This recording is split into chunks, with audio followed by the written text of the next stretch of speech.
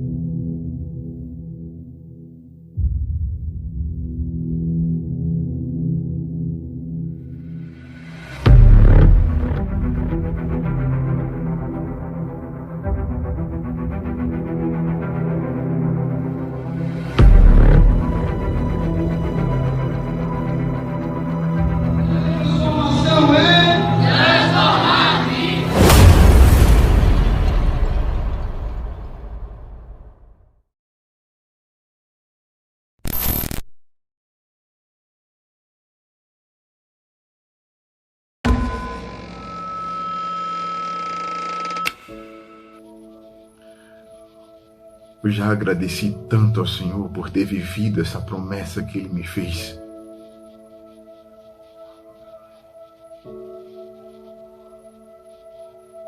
Promessa de há muito tempo atrás, que eu vivi nesses 5 anos.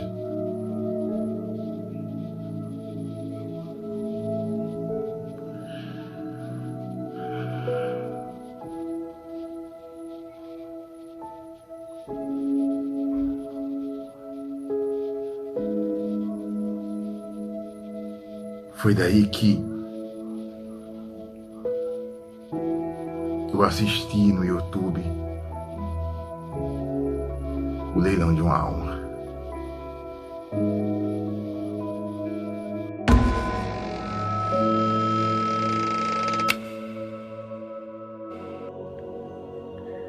Naquela época, eu precisava de um recomeço, sabe? Quando a gente acabou Eu Escolho Deus, eu fiquei me perguntando e também me perguntando a Deus qual seria o nosso próximo passo. Quando o Senhor me fez assistir o leilão de uma alma no YouTube, eu me apaixonei por aquela obra, me apaixonei por aquela peça. É uma peça que é muito executada, é muito apresentada nas igrejas, né, pelos jovens. É uma peça também muito vista dentro do YouTube. E eu nunca tinha assistido aquela peça. Quando eu assisti, eu tinha a certeza de que aquela obra seria sim a obra que a gente daria início ao nosso grupo, a obra que a gente comandaria de uma forma para apresentar à Igreja Batista Maranata que o nosso grupo estava nascendo. Quando eu assistir o leilão de uma alma, eu levei o tablet para a igreja, para o ensaio da terça-feira à noite, e eu mostrei para o pessoal, executei a peça para eles verem. Quando eles viram, eles também gostaram da história, eles gostaram do que a peça retratava. Para quem não tinha entendido, eu também fazia reuniões na época para explicar a peça, para explicar a pantomima que a gente fosse fazer. E aí eu dizia para eles, o nosso foco agora é esse assunto. O Leilão de uma Alma falava de um assunto que é pouco pregado. Além da peça ter toda aquela história, sabe, falando diretamente para os jovens, eu acho que a mensagem de O Leilão de uma Alma, ela é muito importante. Eu acho que foi por isso que eu escolhi essa peça para ser representada no nosso grupo. Grupo que ainda não tinha um nome. Quando eu comecei a orar, perguntando a Deus, a gente vai formar um grupo de teatro, um grupo que a Maranata nunca teve, mas a gente precisa de um nome. E eu não quero colocar um nome em um grupo que seja de uma ideia minha, não. A gente precisa fazer uma oração, a gente precisa orar, porque eu quero que o nome venha do Senhor. Eu quero que seja o Senhor que escolha o nosso nome. E aí eu comecei a ter um processo com Deus, sabe? De oração, de jejum.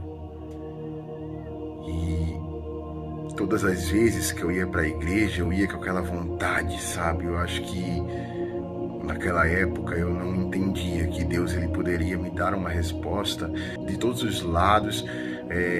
Ele poderia me dar uma resposta, sabe?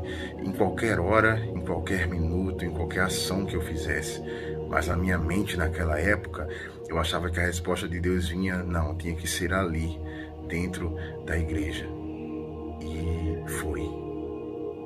E aí, depois de tantas orações, perguntando a Deus o nome, mas o Senhor ele nunca me respondia.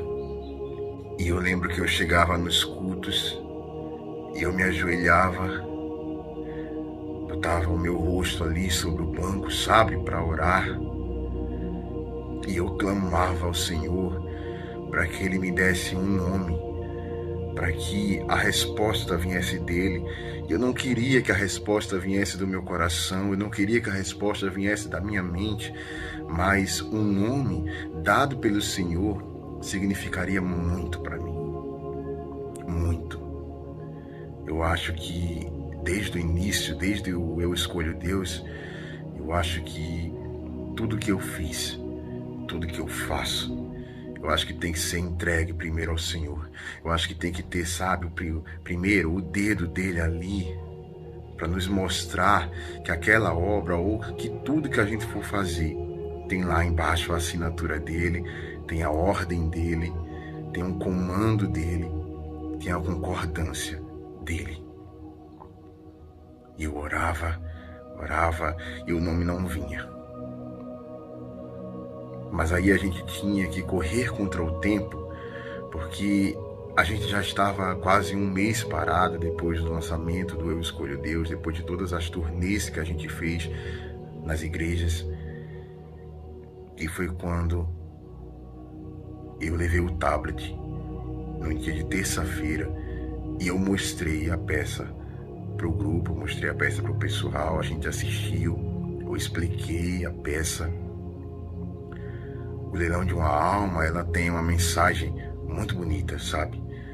Eu acho que ela começa de um jeito, mas ela vai se transformando, a peça vai se adequando, e quando chega lá no final, a mensagem que essa peça traz é muito importante, não somente para os jovens, porque o nosso alvo maior na época de toda a vida longa da transformação, durante 5 anos, era bater mesmo, sabe, na consciência dos jovens, bater na consciência de cada um jovem que a gente ia em cada igreja, porque eu acho que a gente falava muito de drogas, de bebidas, de desilusões, sabe?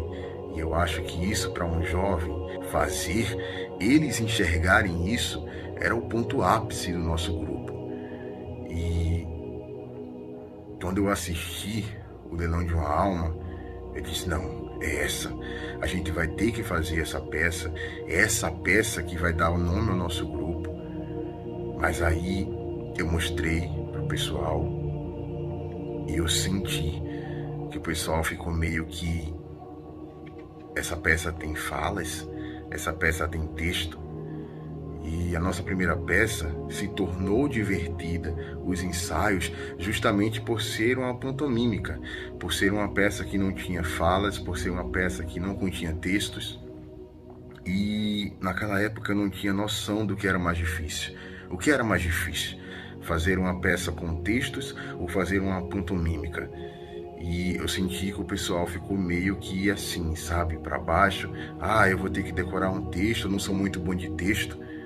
Mas aí a gente sentou, fez uma reunião, eu expliquei a peça para eles, eu expliquei a mensagem que a peça traria para dentro da igreja, eu expliquei porque se aquela peça fizesse o mesmo sentido, sabe, que fez Eu Escolho Deus, a gente levaria essa peça para as outras igrejas.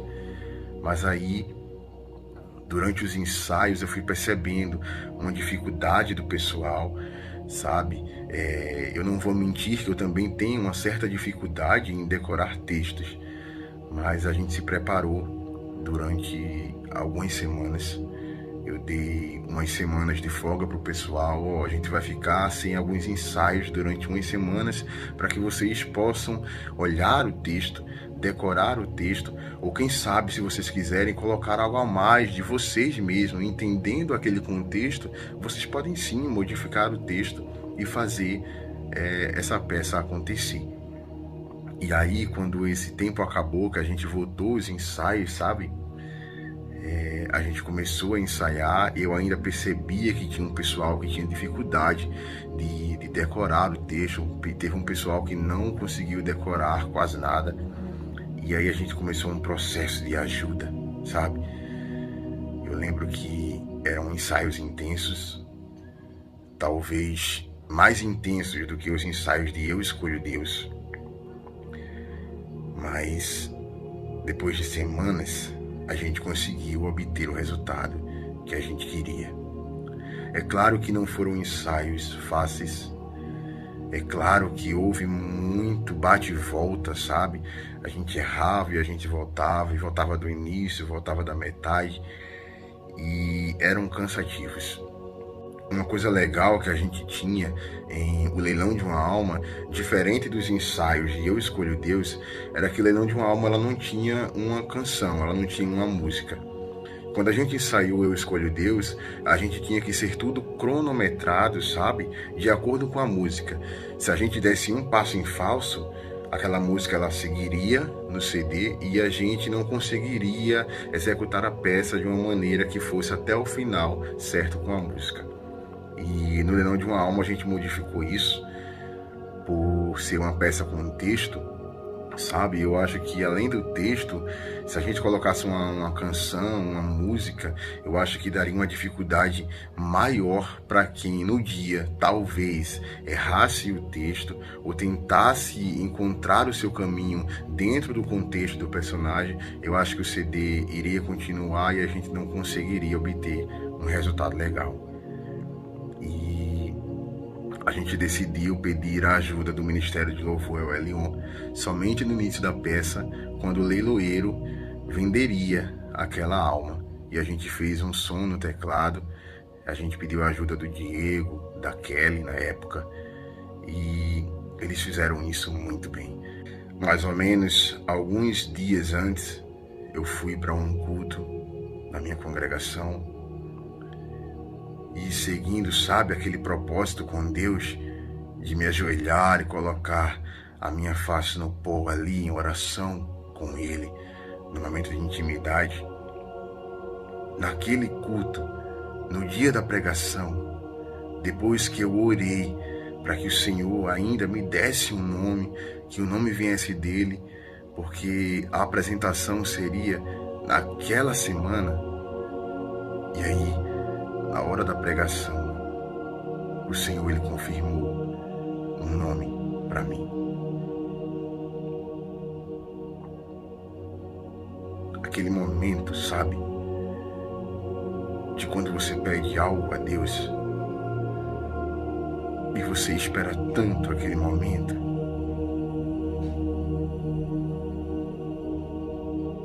E eu me perguntava durante todas aquelas orações por que o Senhor não me respondia. E eu me perguntava se Ele estava ouvindo a minha oração, se era aquilo mesmo que Ele queria que a gente fizesse. E eram tantas perguntas que eu fazia para Deus. E eu cheguei a perguntar a Ele se Ele queria mesmo que o grupo existisse.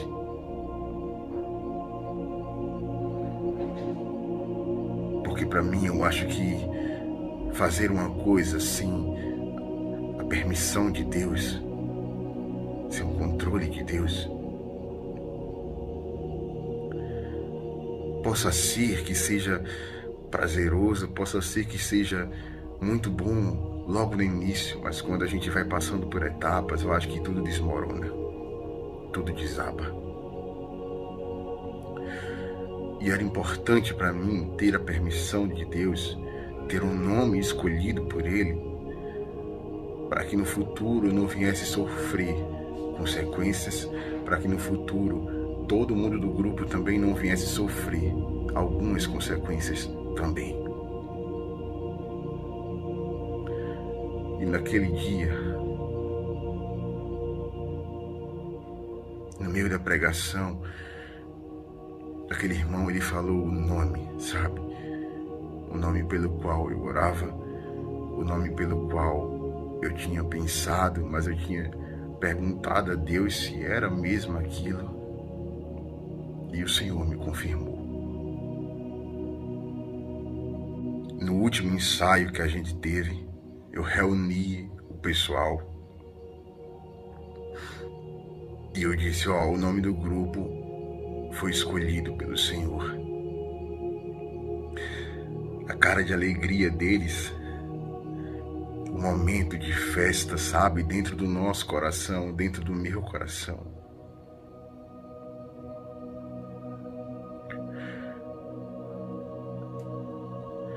Você entender que toda aquela ideia não vinha da sua mente, sabe, somente de você. Mas você saber que Deus concordava com você, que Deus estava ali agindo.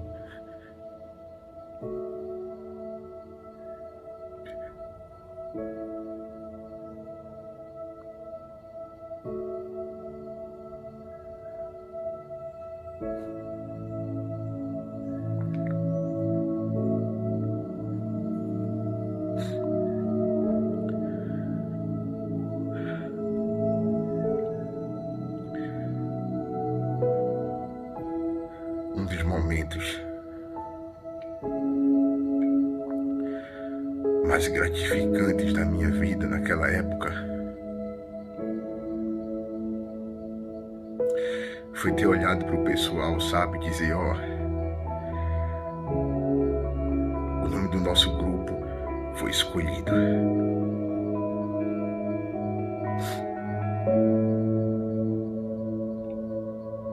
Eu não imaginava, eu não podia enxergar o futuro, sabe?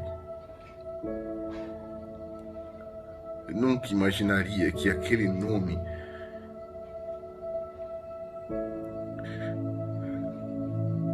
seria um marco e seria o início de uma obra tão grande.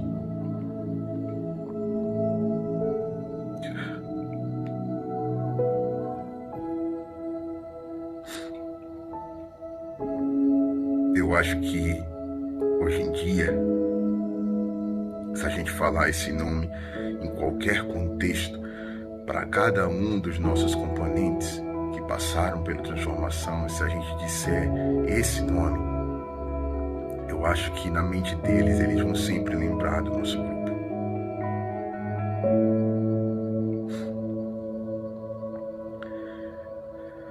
Transformação é uma palavra que remete tantas lembranças.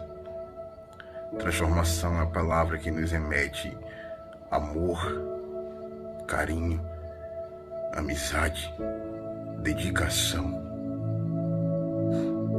tudo que a gente viveu, sabe? Eu acho que todos os sentimentos, eles se englobam nessa palavra, nesse nome, que é transformação.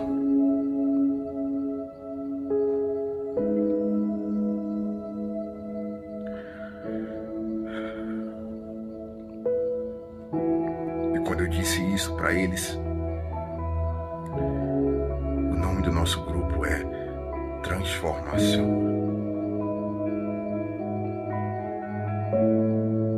Eu lembro que a gente deu as mãos e a gente orou a gente fez a primeira oração, sabe? Com aquele nome denominado. E eu lembro que a gente orou pedindo ao Senhor que Ele nos abençoasse muito.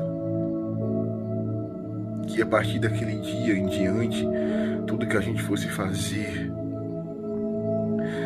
Ele limpasse primeiro o nosso coração, para que nós entrássemos em cena, para que nós entrássemos ali de frente ao público do Senhor, porque uma coisa que eu sempre disse para o pessoal, que o Transformação, ele não tinha público, o público era do Senhor. E a gente fez aquela oração, sabe? Pedindo ao Senhor discernimento, pedindo ao Senhor que Ele abrisse nossos caminhos, pedindo ao Senhor que Ele nos abençoasse enquanto tudo aquilo estivesse dentro do nosso coração, dado do coração dEle para nós.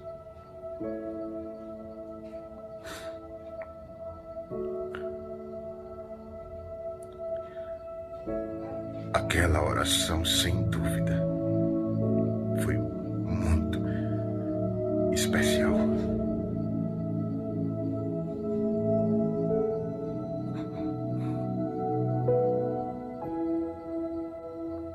No dia do lançamento, mais uma vez, a gente apagou a luz da igreja e, ao som do teclado do Elion, a encenação começou. E ali, diante da porta central da Batista Maranata, entrava o leiloeiro trazendo uma vida. O leiloeiro era interpretado por mim e a vida, a personagem principal da peça, que era aquela alma que seria vendida, foi interpretada pela Maiara.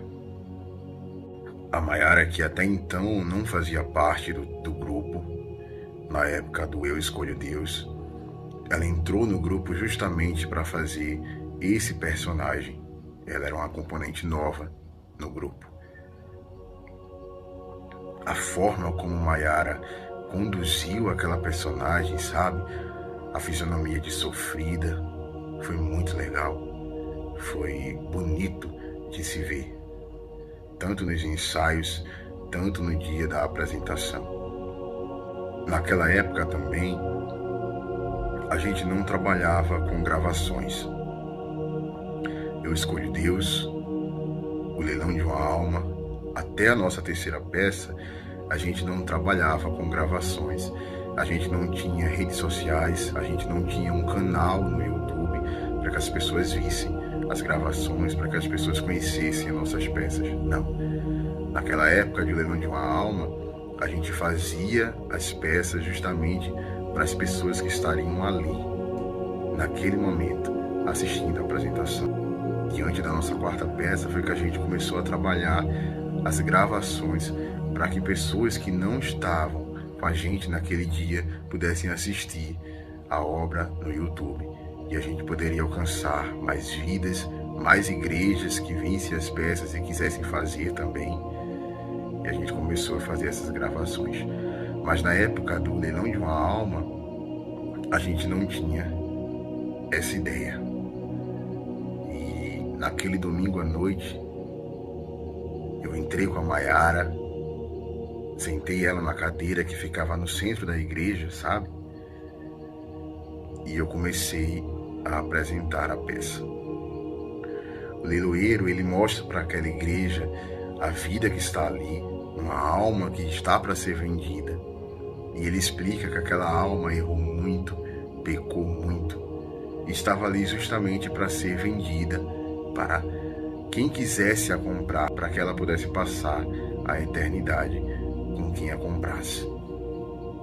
E foi naquele momento que entrou o personagem do Kleber.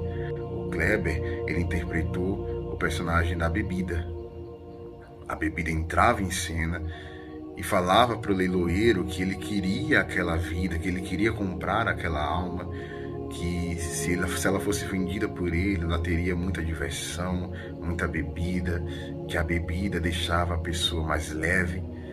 Mas aí o leiloeiro começou a perguntar se tinha alguém, sabe, capaz de dar um lance maior. Então entrava a personagem da Tati. Quando eu vi a personagem da Tati entrando, a caracterização que a Tati fez lá atrás da nossa igreja para que ela pudesse entrar na peça, eu fiquei muito feliz. A Tati era uma pessoa que se entregava, sabe, em cada peça. Era uma pessoa que a gente via no olhar que ela estava disposta mesmo a estar naquele papel, a fazer aquela encenação. E aí a personagem da Tati entrava, que era as drogas, e também mostrava para o leiloeiro que se ele vendesse aquela alma para ela, ela daria tudo de bom e do melhor para aquela vida poderia repousar tranquila, aquela vida poderia ficar doidona, né, na linguagem de jovem. Mas aí surgiu outro personagem para dar um lance maior do que a bebida e do que as drogas. Colocar um jovem para interpretar um personagem como o sexo ou a prostituição dentro de uma igreja é muito difícil. A gente tem que ter um certo cuidado, sabe? Nas palavras, no texto e também na malemolência de um personagem que faça essa interpretação. Quando eu convidei a Thaís para fazer esse papel, ela aceitou de primeira mão. E eu senti muito confortado, eu me senti muito acolhido naquela escolha da Thaís, porque ela queria apresentar aquele papel. Quando a Thaís entrou, com toda aquela malemolência, sabe, sem ser vulgar dentro da casa do Senhor, sem escandalizar o nome do Senhor dentro da igreja, até porque era um personagem, né? Ela entrou e fez o que ela deveria ter feito muito bem. A cada personagem que entrava, eu via a dedicação do pessoal, sabe? Eu via o texto na boca do pessoal, eu via uma entrega, e aquilo me deixava muito feliz. Quando o personagem do sexo entrou, ele começou a mostrar para o leiloeiro que ele daria também muitas coisas para aquela alma, inclusive o prazer. Mas mesmo assim não foi suficiente para que o leiloeiro vendesse aquela alma para o sexo. E foi aí que entrou a fama. Quando eu escolhi a Tamires para fazer a fama, eu sabia que a Tamires também tinha um grande potencial, sabe? Eu acho que cada um que passou pela transformação tinha um potencial diferenciado. Eu sabia do que cada um era bom, eu sabia do que cada um era capaz de fazer, até onde cada um poderia chegar. Então, quando eu escolhia um deles para interpretar um personagem, já naquela época, eu sabia que eles conseguiriam, eu sabia que aquele personagem casaria certo com aquela pessoa. Durante 5 anos, eu escolhi personagens difíceis, eu criei personagens muito difíceis de serem executados, sabe? E eu orava ao Senhor e dizia, não, quem é que vai interpretar esse papel? Não, aí já chegava na minha cabeça, eu dizia, não, o que vai interpretar isso é a Mariana, é a Tamires, é a Thaís, é o Jarderson, é o Guilherme, é o Ian. E aí eu sabia o potencial de cada um e eu sabia que eles se doariam para aquele personagem, sabe? Eu acho que eu sempre acertei na escolha deles. A Tamires, ela entrou com um vestido vermelho, com um cinto branco, no dia dessa peça, interpretando a fama. E aí, no desenrolar do texto, mais uma vez, o leiloeiro não vendeu aquela alma. Foi quando entrou o personagem da Heloísa. A Heloísa, ela interpretava dinheiro. Sabe, eu não lembro se no dia dessa apresentação a gente conseguiu fazer o que a gente queria. No ensaio a gente disse que ia fazer alguns dinheiros falsos para que quando a personagem da Heloísa entrasse, ela começasse a gritar que era rica e jogando dinheiro para cima. Eu não lembro se no dia da apresentação a gente fez isso. Mas a Heloísa entrou, falou o texto perfeitamente, disse do que ela poderia dar para aquela alma, dinheiro, ela poderia dar mais do que a própria fama, mais do que a própria bebida, mais do que o próprio sexo, as drogas, e mesmo assim o leiloeiro não vendeu pro dinheiro. E foi aí que entrou o personagem da Mariana. A Mariana, naquela época, ela interpretava a religião para que muita gente pensou que aquela alma seria vendida. Mas aquela personagem da Mariana, ela entrou com a Bíblia na mão, ela começou a falar de Jesus, né, para que o leiloeiro pudesse vender para aquela vida. Mas o leilão de uma alma mostrava que a religião era uma pessoa comum, né? Era uma pessoa que poderia se desviar a qualquer momento, era uma pessoa que tinha também vícios, era uma pessoa comum, como todos nós, pecadores. E foi quando o inimigo, interpretado pelo Jair, entrou. E o personagem do Jair, que era o inimigo, quando ele entrou, ele começou a rir de todos aqueles personagens que já tentaram comprar aquela alma e não tinham conseguido. E ele disse para o leiloeiro que ele poderia dar àquela alma uma vida eterna, sabe? Em um lugar separado.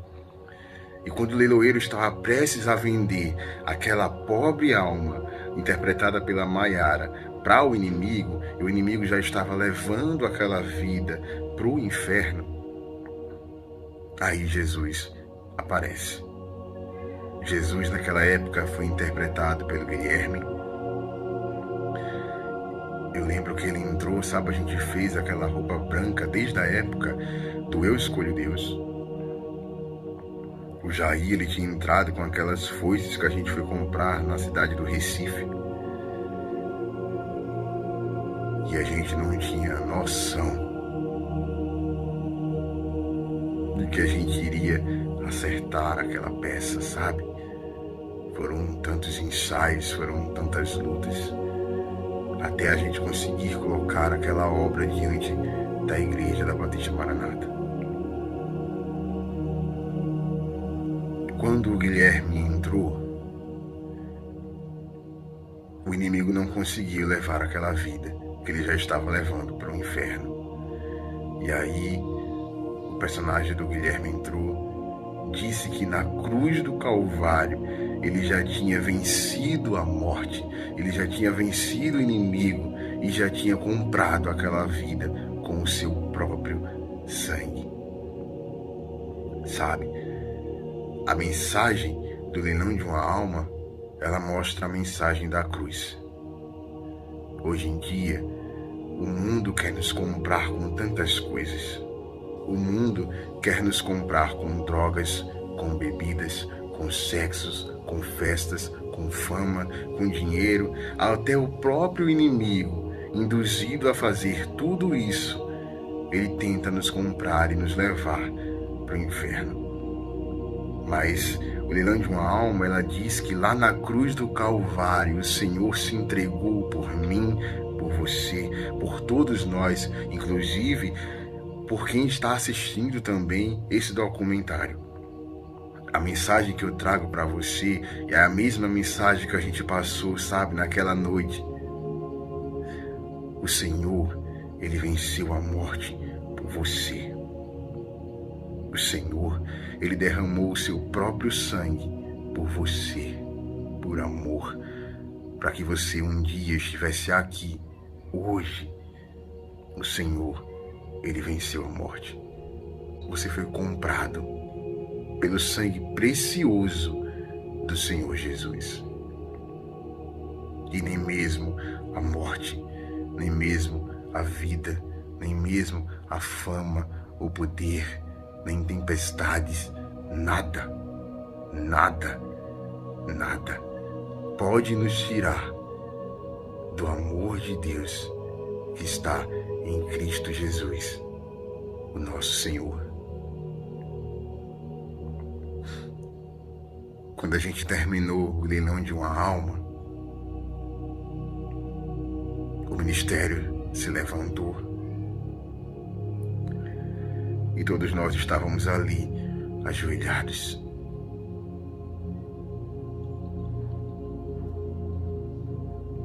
A igreja de pé. Depois dos aplausos que o Senhor merecia e merece diante daquela apresentação, o ministério começou a orar pela transformação que nascia naquela noite, naquele momento. Depois de algumas semanas após o lançamento do leilão de uma alma, aconteceu um encontro maravilhoso na casa da nossa irmã Patrícia e na casa do nosso irmão Amaro. Um encontro, sabe, de pessoas incríveis. Eu lembro que lá estava eu, meu irmão, a Kelly, o Rafan, a Cecinha, Patrícia, o Amaro, algumas outras pessoas que fizeram parte da nossa história, sabe? Muito antes do Eu Escolho Deus. E foi um encontro maravilhoso. Eu lembro que lá na casa da irmã Patrícia, a gente falou de uma peça que eles, na época deles, tinham feito na Batista Maranata sede, há muitos anos atrás. A Patrícia falou sobre Mãos Vazias, uma peça que na época deles, sabe, era muito conhecida, hoje também muito conhecida para quem já fez essa peça na sua época ou para quem já assistiu no passado. Quando eu ouvi aquele testemunho da Patrícia, uma cena em específico me chamou muita atenção. Era uma cena do final dessa peça Mãos Vazias, que ela disse que as portas se fechavam e o personagem ficava ali batendo na porta, gritando, porque o Senhor já tinha vindo buscar a sua igreja e quando ela mostrou as mãos ao Senhor, ela estava de mãos vazias. Aquela cena me chamou tanta atenção dentro do meu coração, que quando eu cheguei em casa, eu fui procurar essa peça Mãos Vazias no YouTube. Foi naquele dia que eu tive mais uma ideia. A gente já tinha passado por um processo de decorar textos, mas quando eu pesquisei Mãos Vazias no Google, eu vi que era uma peça muito extensa, muito grande, eram textos enormes. E eu fiz, não, eu não vou fazer isso novamente com o pessoal. Eu sei o quanto foi difícil para eles decorarem esse texto. Eu não vou fazer isso agora. O ideal para a gente era fazer uma nova pantomímica. E eu comecei a buscar no YouTube algumas pantomímicas novas para que a gente pudesse fazer, mas o Senhor, Ele não me fez se agradar, sabe, de nenhuma daquelas que eu vi. Porque aquela cena da peça Mãos Vazias estava na minha mente, estava no meu coração. Eu queria refazer aquela obra, eu queria refazer aquilo. E serviria também para as pessoas que já assistiram essa peça um dia reviver isso com o Transformação. Mas eu orei ao Senhor e me veio outra ideia na cabeça.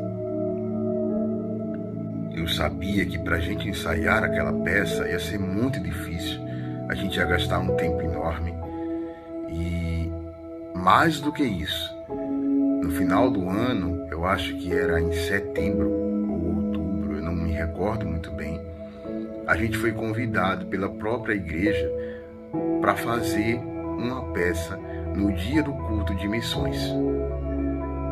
E eu acho que a gente tinha mais ou menos 3 meses a 4 meses e meio de preparação até esse culto. Mas eu queria apresentar aquelas mãos vazias, sabe? Eu queria fazer aquela cena, porque é uma cena impactante. Imagine você ver e assistir uma volta do Senhor Jesus, lhe pedindo para mostrar as mãos e suas mãos ali, vazias. E você vê a porta se fechando e você começa ali a bater, desesperado, para você ir para o céu. E não. Então, eu comecei a perguntar a Deus como a gente faria isso de uma forma diferente. E foi aí que no meu quarto à noite, eu tive a ideia de fazer a minha própria pantomímica. Eu sentei no computador naquela noite e eu comecei a criar uma história, sabe? Desde 2006 eu crio livros também. Eu me considero um escritor, um autor. E naquela noite, criando aquela peça, criando aquela pantomímica, eu queria fazer algo diferente. Eu queria ter no final da peça aquela cena que eu ouvi a irmã Patrícia falar sobre mãos vazias. E aí eu comecei a criar a pantomímica. E eu não me ligava mais para nada. Eu lembro que eu não assistia nada, eu não saía, só era ali de frente ao computador, escrevendo. E no final, a pantomímica ficou pronta. Mais ou menos foram 2 a 3 semanas para eu poder escrever a peça. Eu não sei de onde veio essa inspiração. Eu realmente não sei de onde veio.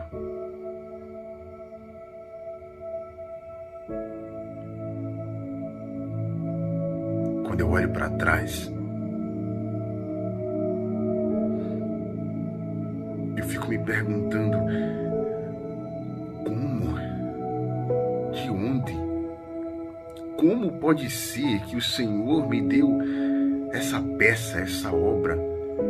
Como as maravilhas do Senhor são enormes, como as ideias do Senhor são grandiosas.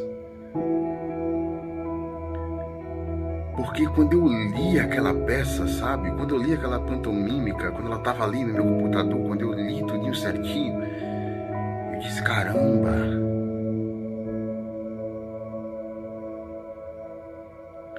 Se essa peça se encaminhar desse jeito aqui, vai ficar extremamente linda.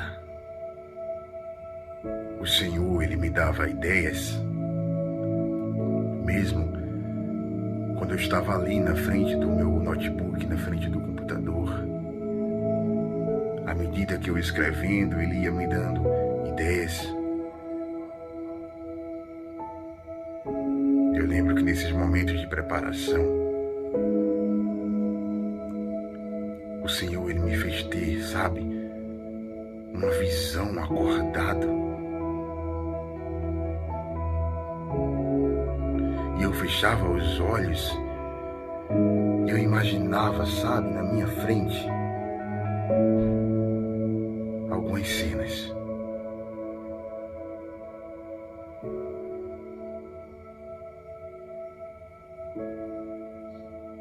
Toda vez quando eu imaginava, quando eu abria os olhos, que eu me lembrava, eu começava a colocar no papel.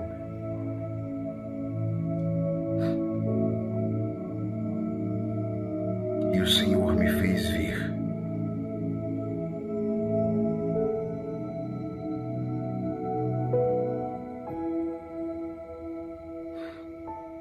4 jovens fazendo uma dança.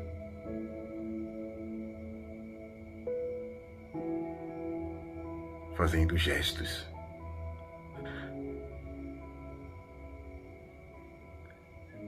E naquela minha visão, cada uma estava com um vaso, sabe?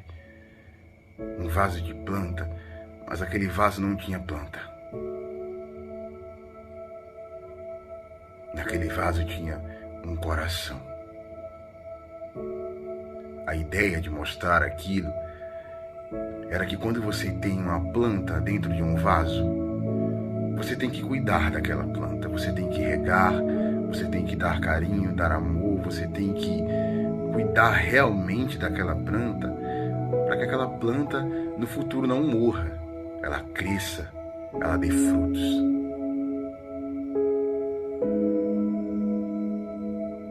Ela viva.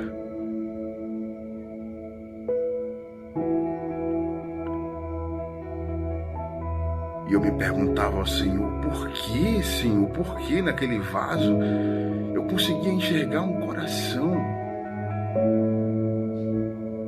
E o Senhor me dizia, porque dessa vez eu quero mostrar uma mensagem diferente. Eu quero mostrar para a igreja que eles têm que cuidar da saída da vida.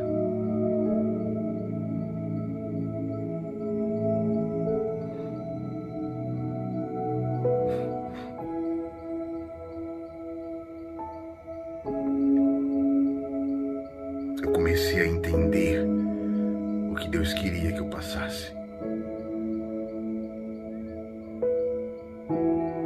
E aí Ele me fez juntar tudo, sabe? Aquela visão que eu tive da dança com as meninas, cuidando de um coração em um vaso. E o que é que aquilo tinha a ver com mãos vazias? Guardar o seu coração.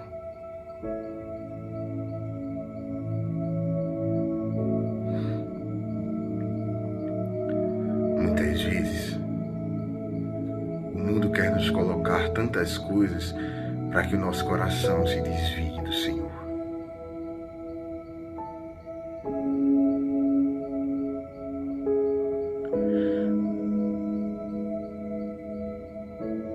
E naquela hora, sabe, eu fiquei um pouco com medo porque eu imaginava, eu pensava que o Senhor estava me dizendo que algo sobre mim, como se eu não estivesse cuidando da minha vida espiritual, como se eu não estivesse entregando totalmente o meu coração para Ele.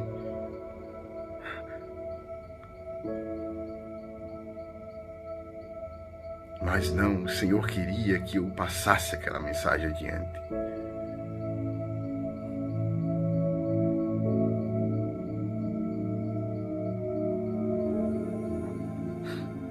Eu imprimi aquela peça.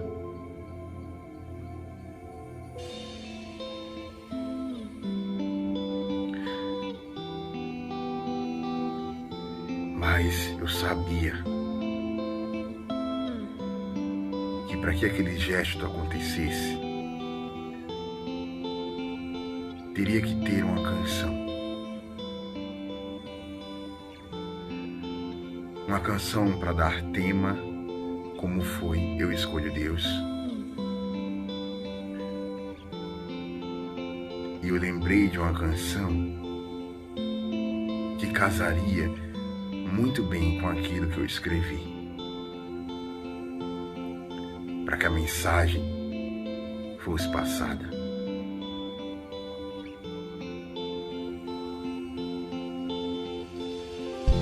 E eu corri, na época ainda a gente usava CD, eu procurei ali o CD na minha estante e eu coloquei. Foi quando eu reouvi a música que deu origem e que deu tema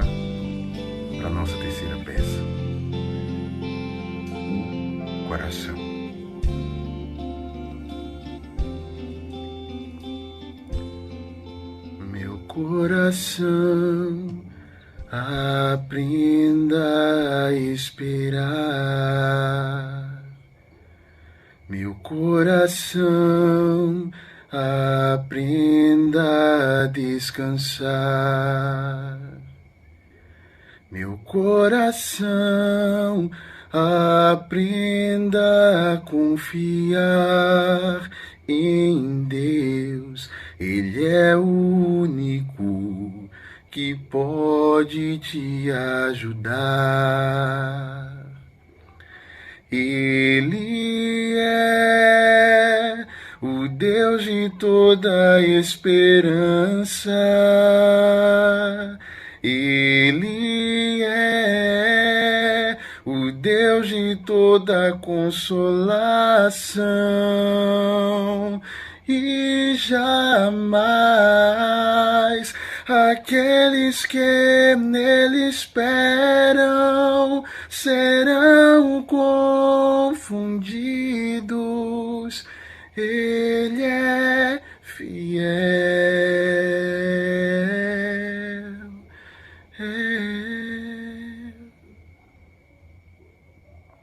Quando eu escutei essa canção novamente, depois de tanto tempo,